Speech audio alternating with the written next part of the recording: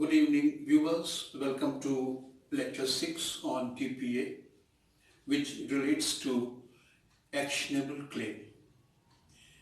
Here is the synopsis of the topic.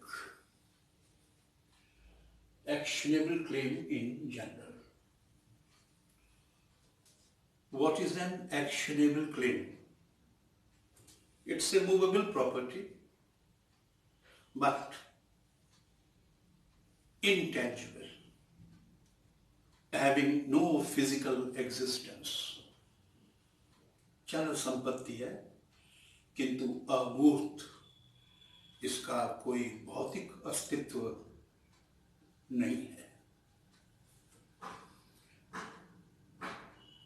भले ही इसका भौतिक अस्तित्व ना हो, यह अपनी प्रकृति से अमूर्त हो, लेकिन है तो चल संपत्ति।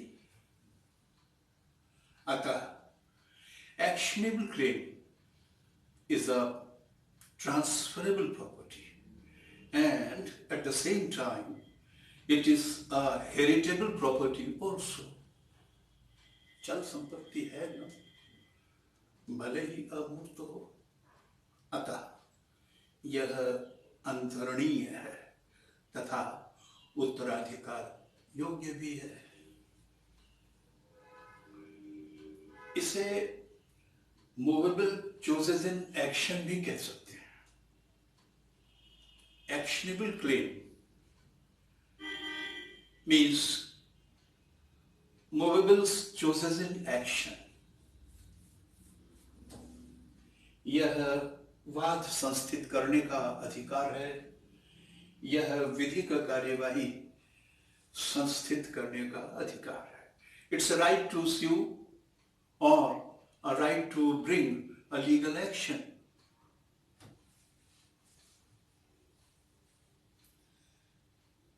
It is to be transferred in accordance with Chapter 8 TPA, Section 130 to 137, धारा 130 से 137 अध्याय 8 में वर्णित है। अनुयोज्य दावे का अंतरण अध्याय 8 के अनुसार ही किया जा सकता है। यह हेरिटेबल भी है। Actionable claim is a heritable property और इसका इनहेरिटेंस पर्सनल लॉ से गवर्न होता है, कुछ मामलों में तो स्पेशल लॉ से भी गवर्न हो सकता है और कुछ मामलों में लोकल लॉ से भी गवर्न हो सकता है। आप यह जानना चाहेंगे कि एक्शनेबल क्लेम के उदाहरण क्या हैं? यह देखिए एक्शनेबल क्लेम का उदाहरण। Claim to arrears of salary. मैं एक शासकीय कर्मचारी हूं और पिछले 6 महीने से मुझे वेतन नहीं मिला है। मेरा वेतन 1 लाख रुपए है, तो 6 लाख का एरियर्स मुझे मिलना है।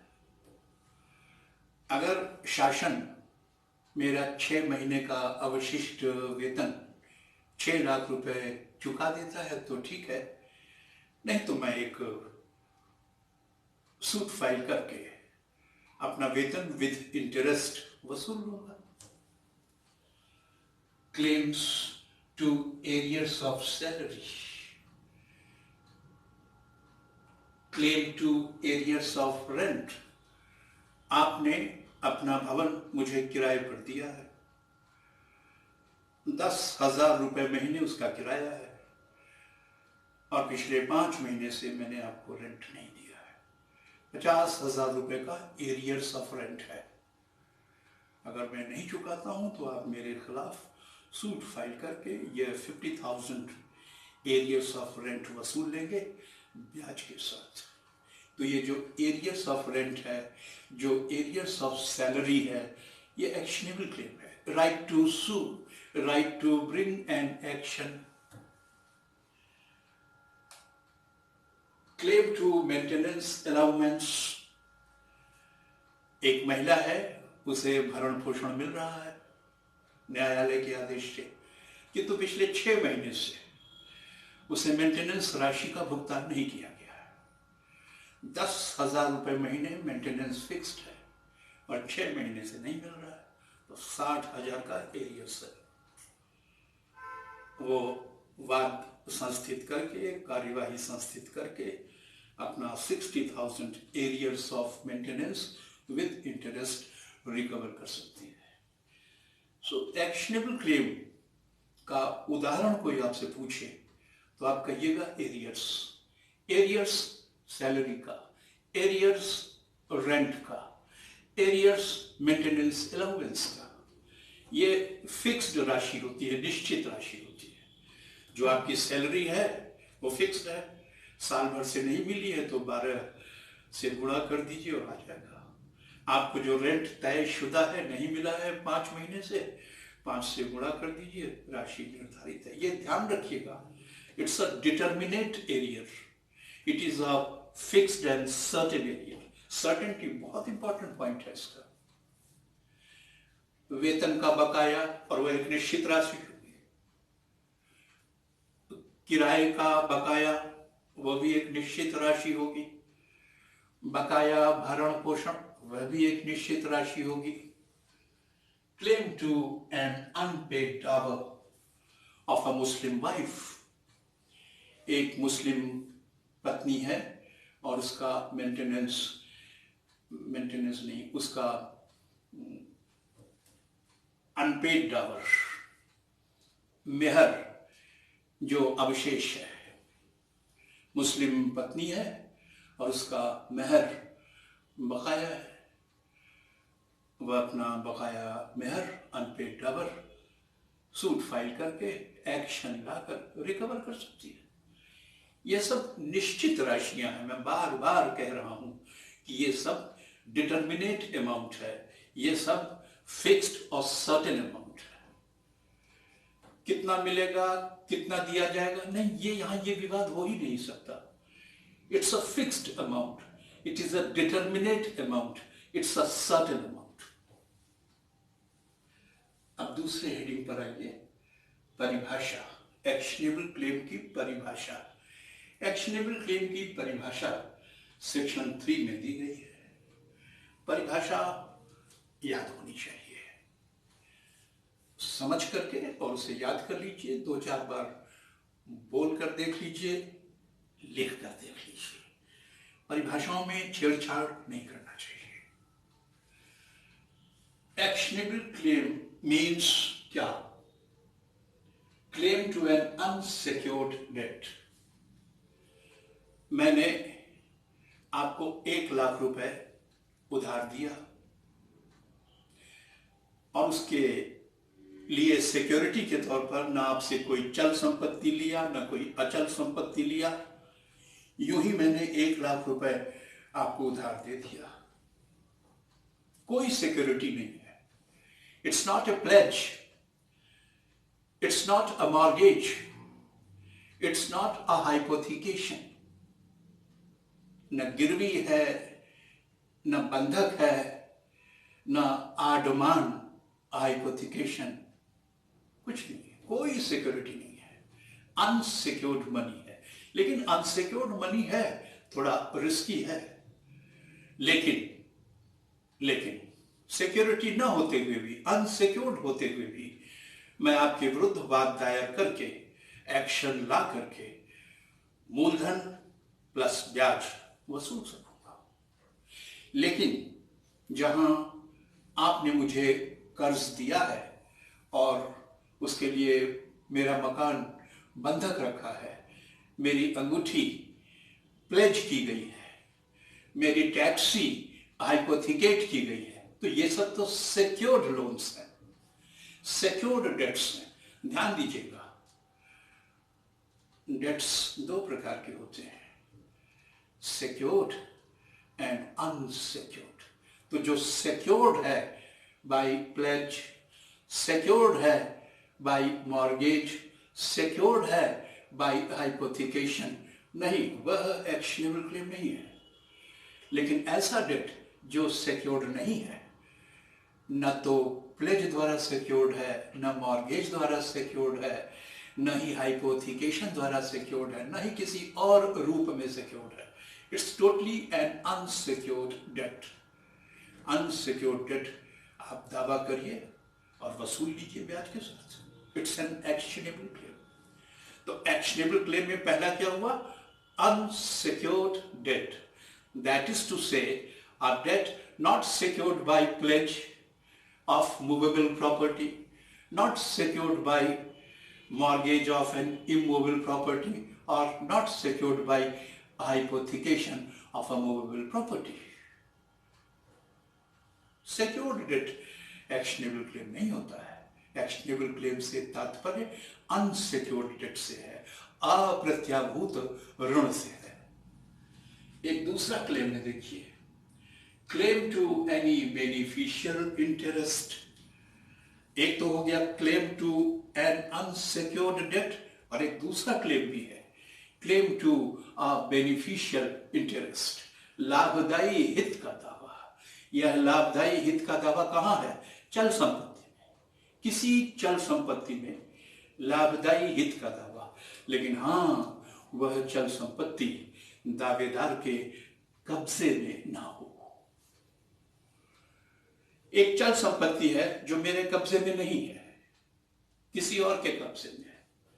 वो मेरे कब्जे में नहीं है, ना एक्चुअल कब्जे में है, ना कंस्ट्रक्टिव कब्जे में है। एक चल संपत्ति है जो मेरे कब्जे में नहीं है, न तो वास्तविक कब्जे में है और न ही प्रलक्षित कब्जे में है। उस चल संपत्ति जो मेरे वास्तविक कब्जे में या प्रलक्षित कब्जे में नहीं है, उस चल संपत्ति में मुझे लाभदायी हित प्राप्त है, बेनिफिशियल इंटरेस्ट प्राप्त है। तो मैं अपना बेनिफिशियल इंटरेस्ट प्राप्त करने के लिए क्लेम लाऊंगा। So first claim is claim to an unsecured debt, and the second claim is claim to a beneficial interest in a movable property not in possession actual or constructive of the claimant. दो claims हैं, पहचान लिया आपने। Claim number 1, claim to an unsecured date.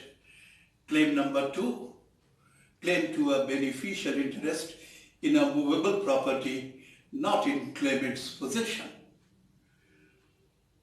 ये दोनों claim हैं। अब ये देखना होगा कि क्या इन क्लेम्स को सिविल न्यायालय मान्यता दे रहे हैं।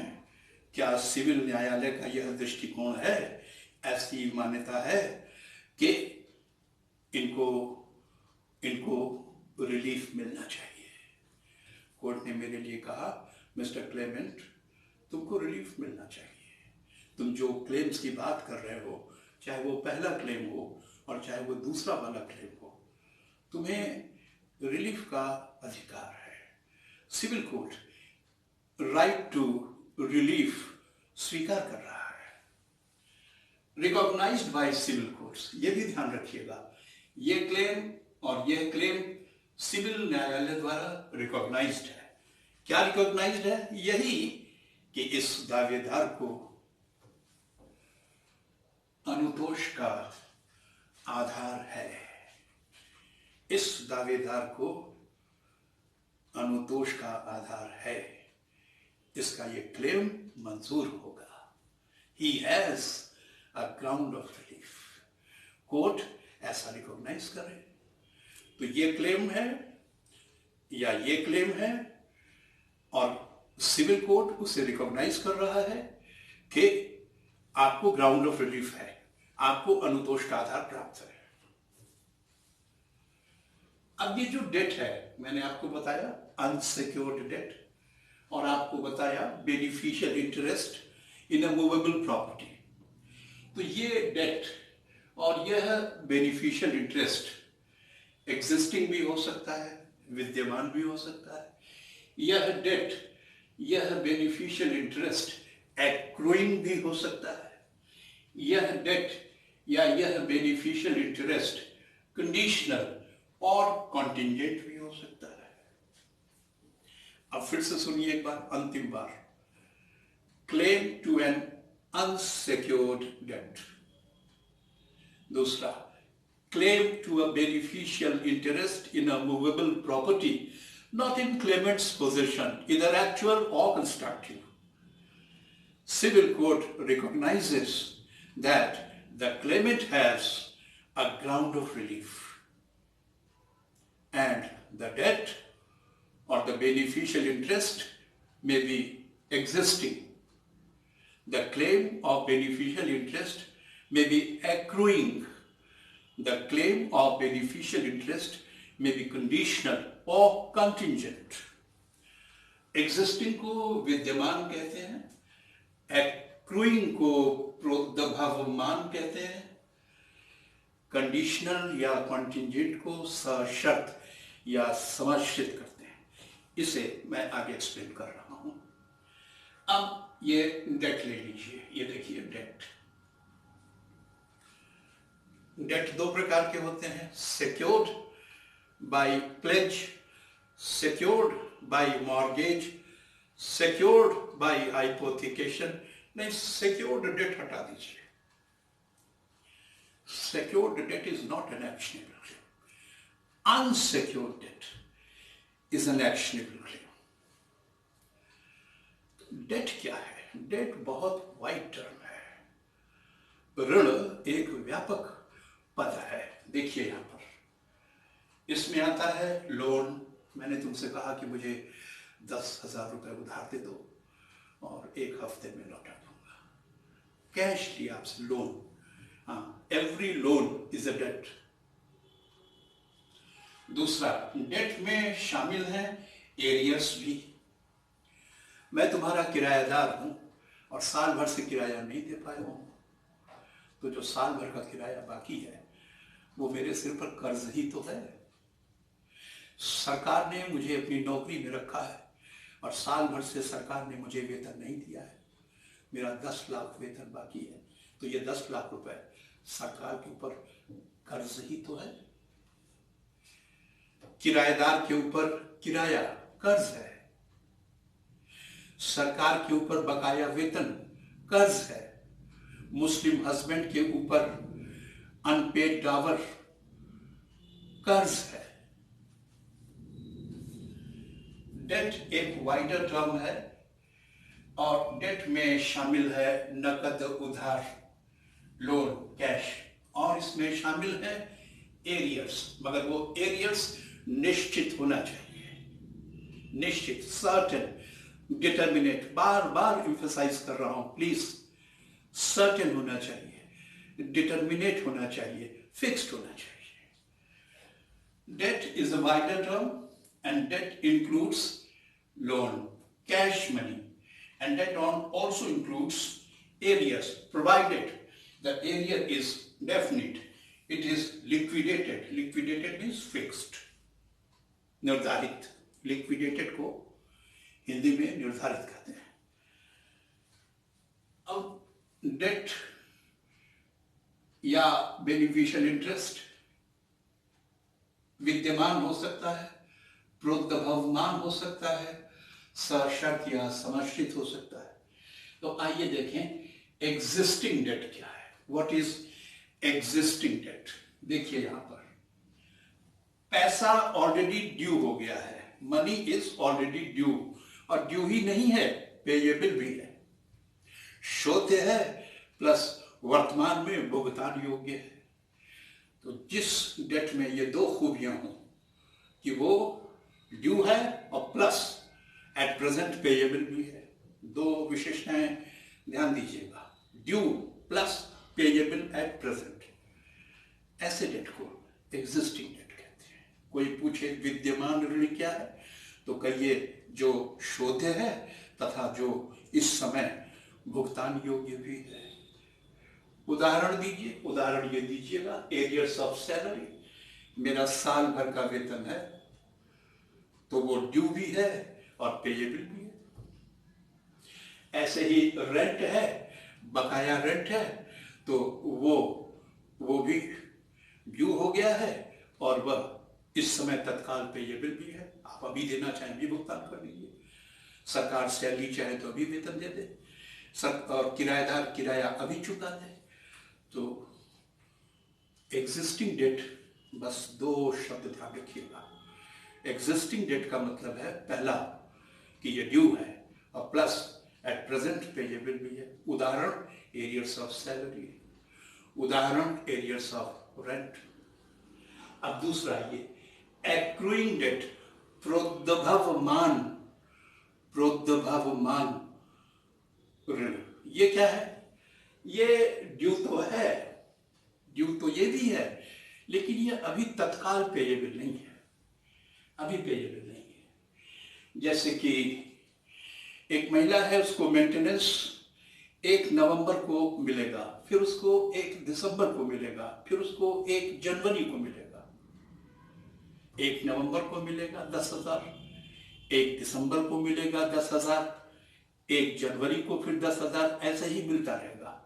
तो 1 नवंबर अभी दूर है।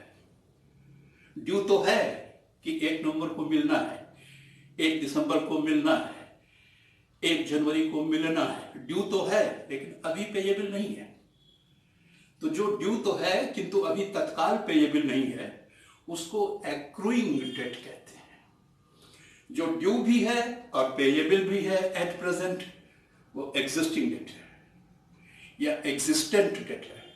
और जो ड्यू तो है किंतु अभी पेजेबल नहीं है, उसको कहते हैं एक्रूइंग डेट। तो मेंटेनेंस जो 1 नवंबर को मिलना है, 1 दिसंबर को मिलना है, 1 जनवरी को मिलना है, ये ड्यू तो है लेकिन अभी पेएबल नहीं है, इसलिए यह एक्रूइंग डेट है। और तीसरा देखो, ये कंडीशनल या कॉन्टिंजेंट डेट, इसको एक उदाहरण से समझते हैं।